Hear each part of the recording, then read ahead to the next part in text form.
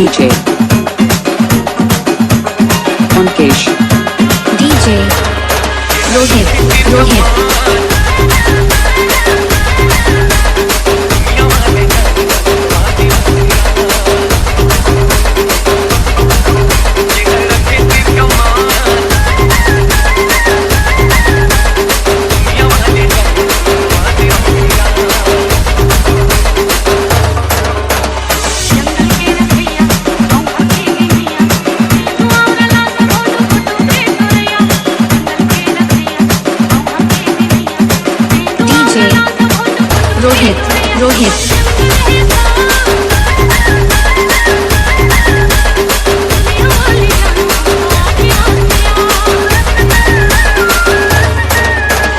DJ Onkesh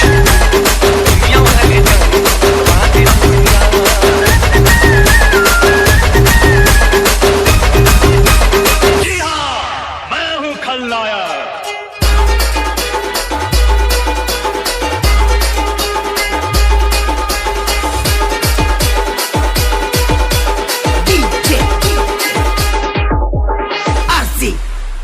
production जाग जाओ आदिवासी भैया, हमारे बराबर कोई भी नहीं है।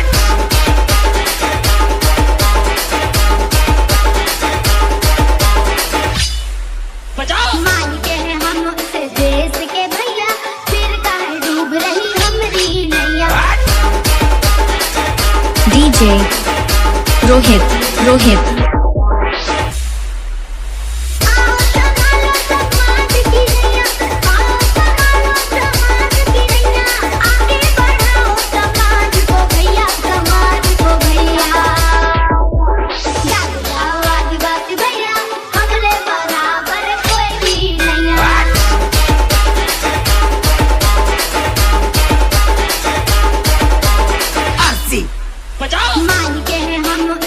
DJ Rohit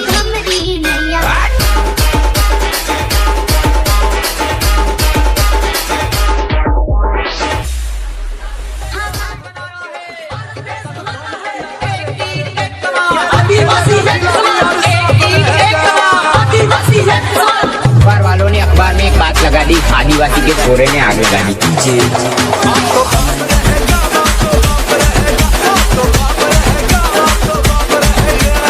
DJ Rohit Rohit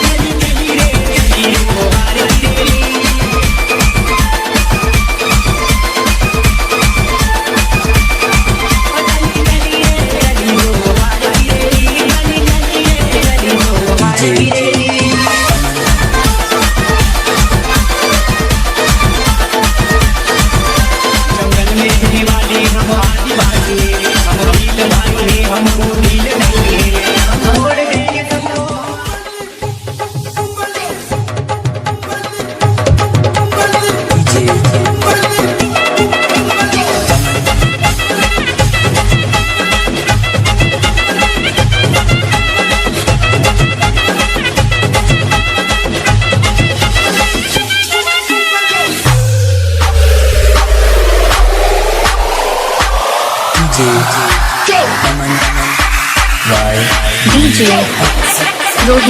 Rohit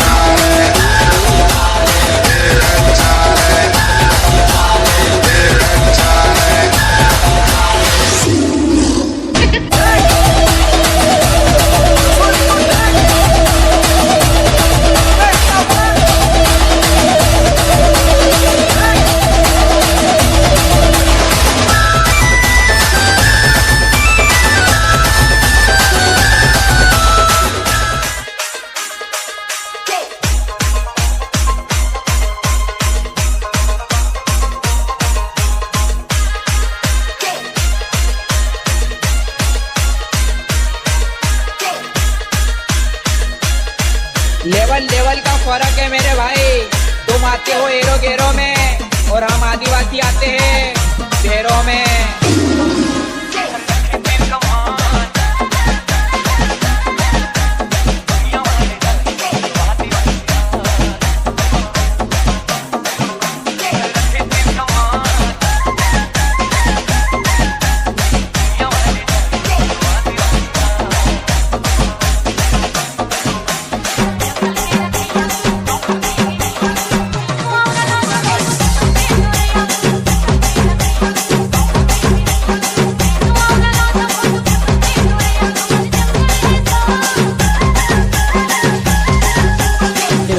लड़ाई करने से पहले तुम घूम लेना चारों धाम, अयोध्या और काशी। और मैं बेटा जिस दिन हम हमारी वाली के आ जाएंगे ना, जिस दिन भागते भागते बोलोगे आ गए रे आदिवासी।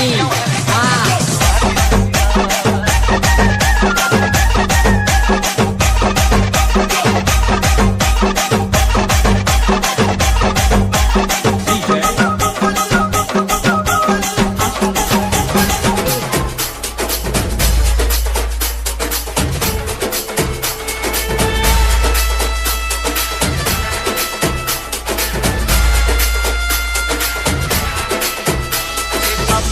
का करे जादे के ऊपर वाला भेजा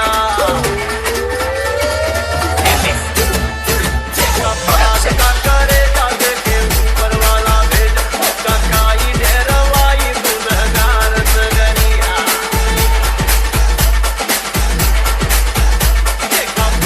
का करे जादे के ऊपर वाला भेजा काई ढेरवाई गुनहगार डीजे रोहित सारा जीवन दुख झेला हरदम खाता रे खेला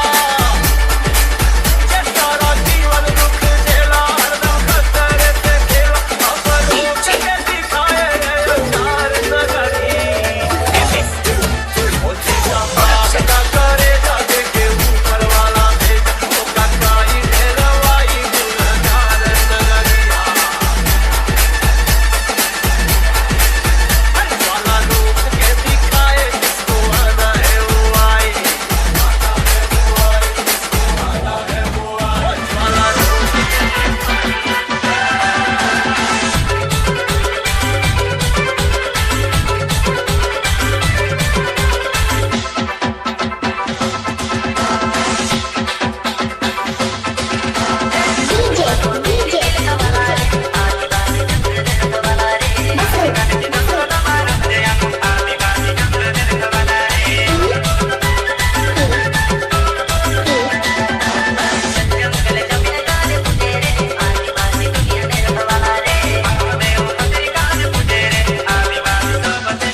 डीजे रोहित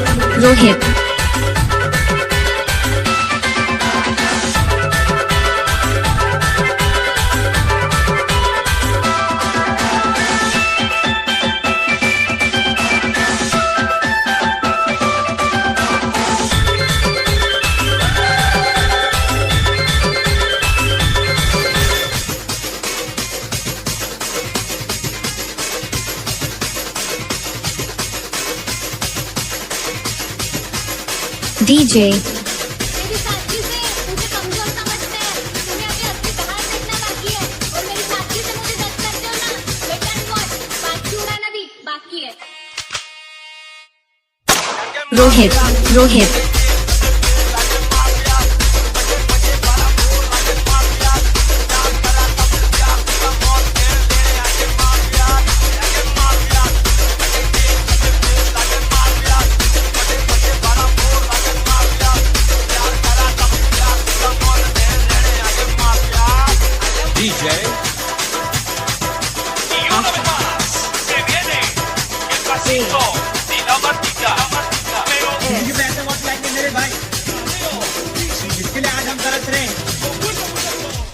चलो हमें पाने के लिए रोएगी।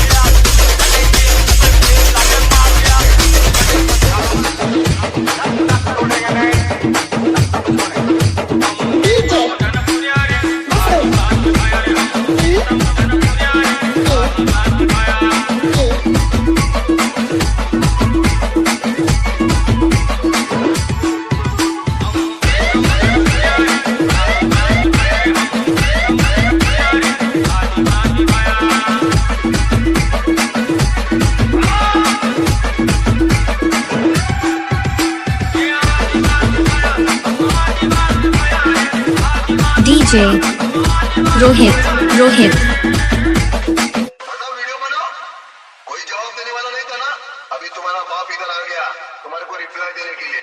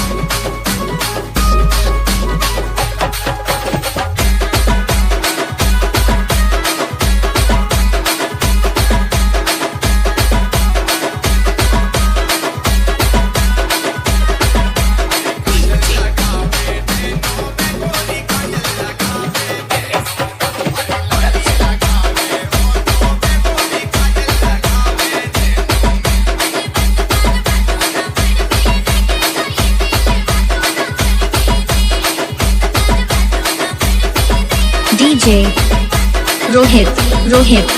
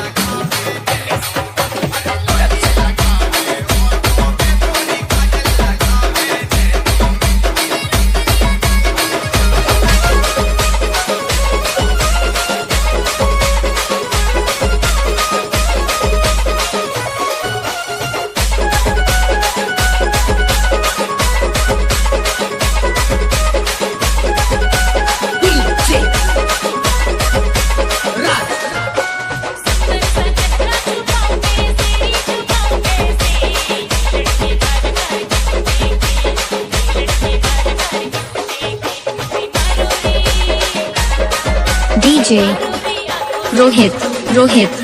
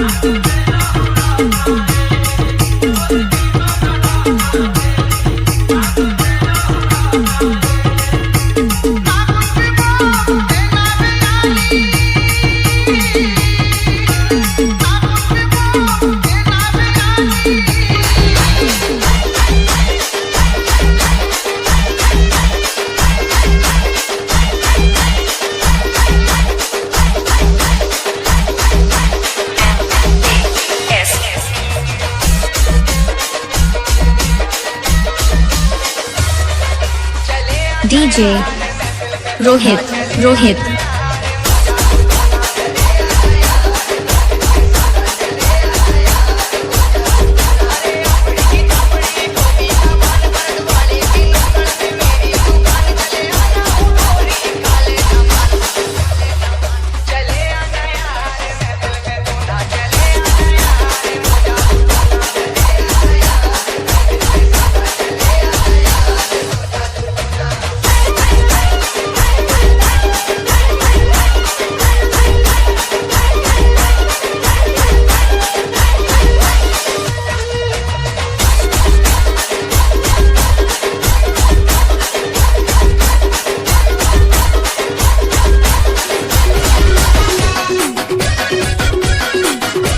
रात के मैं सूट पहने देसी मार के रात के मैं सूट पहने देसी मार के चेत नहीं DJ मोला नशा रोहित रोहित ताले चाट ले आने ही कौवा तारा मार ले तू चाट ले चाट ले आने ही कौवा तारा मार ले का हुआ भाई बचाना चाकू बंद हैरान गोरी चक नमवो हाथ में तो खावो रानी मत नमवो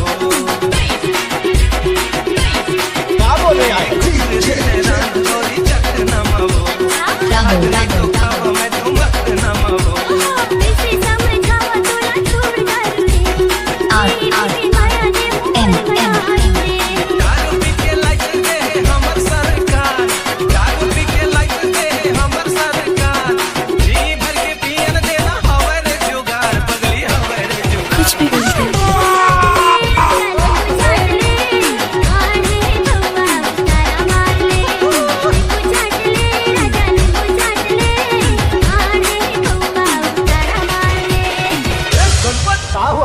बड़ा देव गए से मारे गौने मन से अपना है पुराना बड़ा देव गए से मारे गौने मन से अपना है पुराना देखो इसे भूल नहीं जाना देखो देखो भूल नहीं जाना देखो इसे भूल नहीं जाना रे गौने मन से अपना है पुराना बड़ा देव गए से मारे गौने मन से अपना है पुराना बड़ा देव गए से मारे गौने मन से अपना है पुराना